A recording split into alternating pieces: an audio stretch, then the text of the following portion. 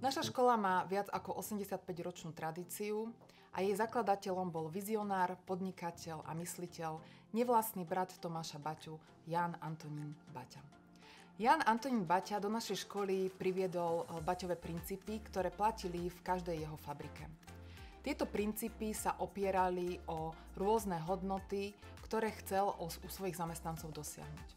Preto sme sa prihlásili aj do ceny OVP, aby sme ukázali iným školám, ako dokážeme vychovávať mladú generáciu práve na základe Baťových princípov.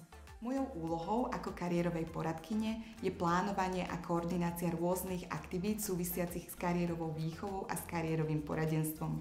Začíname rôznymi aktivitami, zaoberáme sa sebapoznávaním, zaoberáme sa rozvojom silných a slabých stránok. Medzi princípy, o ktoré sa v našom kariérovom poradenstve opierame, patrí tímovosť, celoživotné vzdelávanie, iniciatívnosť a podnikavosť.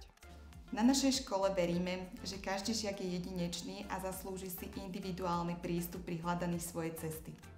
Preto kariérové poradenstvo vnímame nielen ako pomoc pri výbere školy či zamestnania. Žiakov sa snažíme sprevádzať pomocou moderných diagnostických nástrojov, zážitkových workshopov a individuálnych konzultácií. Tieto workshopy mi pomohli v rozvíjaní spolupráce, ale aj mojej kreativity.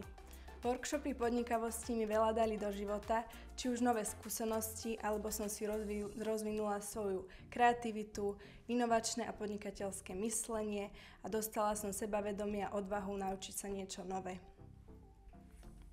Spolupracujeme s Centrom poradenstva a prevencie a so zamestnávateľmi, respektíve zástupcami vysokých škôl. Naši študenti sa pravidelne zúčastňujú rôznych exkurzií, veľtrhov vzdelávania, simulácií pracovných pohovorov a stretnutí s odborníkmi z praxe. Využívame aj rôzne moderné technológie a online platformy, aby sme ich čo najlepšie pripravili pre trh práce. So žiakmi realizujem rôzne individuálne pohovory, kde sa rozprávame o tom, ako by sa chceli ďalej uberať. Kariérové poradenstvo mi dalo to, že mi to otvorilo komunikačné zručnosti, napríklad pri pohovoroch v zamestnaní. Kariérne poradenstvo mi pomohlo v mojom rozhodnutí, že chcem študovať na Vysokú školu ekonomického zamerania. Takisto robíme rôzne testy osobnosti, ktoré sa dajú vyhodnotiť aj online. Poprípade spolu navštevujeme rôzne firmy, rôzne vysoké školy, aby sa tak mohli lepšie rozhodnúť, čo chcú v živote robiť.